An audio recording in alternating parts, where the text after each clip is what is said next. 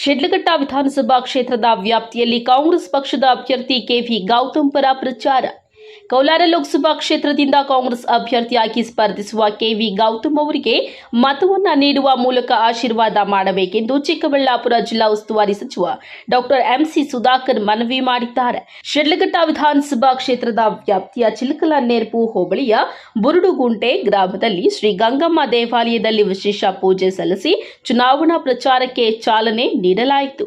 ಶಿಡ್ಲಘಟ್ಟ ವಿಧಾನಸಭಾ ಕ್ಷೇತ್ರ ವ್ಯಾಪ್ತಿಗೆ ಬರುವ ಚಿಲಕಲನೇರ್ಪು ಹೋಬಳಿಯ ಬುರುಡುಗುಂಟೆ ವ್ಯಾಪ್ತಿಗೆ ಬರುವ ಎಲ್ಲ ಪಂಚಾಯಿತಿಗಳಲ್ಲಿ ಹಾಗೂ ದಿಬ್ಬೂರಹಳ್ಳಿ ಗ್ರಾಮ ಪಂಚಾಯಿತಿ ವ್ಯಾಪ್ತಿಯಲ್ಲಿ ಹಾಗೂ ಅಬ್ಲೂಡು ಸರ್ಕಲ್, ಮೇಲೂರು, ಜಂಗಮಕೋಟೆ ಸರ್ಕಲ್ನಲ್ಲಿ ಕೋಲಾರ ಲೋಕಸಭಾ ಕ್ಷೇತ್ರದ ಕಾಂಗ್ರೆಸ್ ಅಭ್ಯರ್ಥಿ ಕೆವಿ ಗೌತಮ್ ಪರವಾಗಿ ಮತಯಾಚನೆ ಮಾಡಲಾಯಿತು. ನಂತರ ಅವರು ಮಾತನಾಡಿ, ಕಳೆದ ಲೋಕಸಭಾ ಚುನಾವಣೆಯಲ್ಲಿ ಬಿಜೆಪಿ ಪಕ್ಷ 26 ಸಂಸದರು ಇದ್ದರು.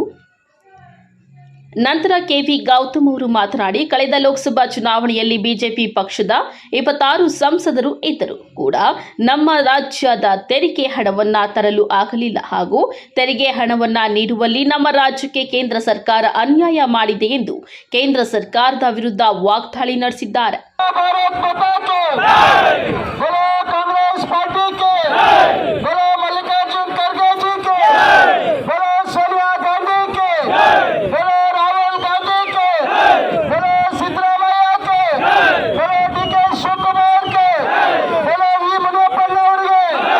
ಈ ಸಂದರ್ಭದಲ್ಲಿ ಮಾತನಾಡಿದ ಶಿಡ್ಲಘಟ್ಟ ವಿಧಾನಸಭಾ ಕ್ಷೇತ್ರದ ಕಾಂಗ್ರೆಸ್ ಮುಖಂಡ ಬಿವಿ ರಾಜೀವ್ ಗೌಡ ಅವರು, ಇಲ್ಲಿ ವ್ಯಕ್ತಿಗಿಂತ ಪಕ್ಷ ದೊಡ್ಡದು.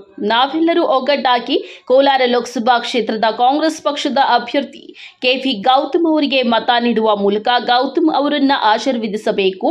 ಶಿಡ್ಲಘಟ್ಟ ವಿಧಾನಸಭಾ ಕ್ಷೇತ್ರದ ಎಲ್ಲ ಮತದಾರರಲ್ಲಿ ಮನವಿ ಮಾಡಿಕೊಂಡಿದ್ದಾರೆ.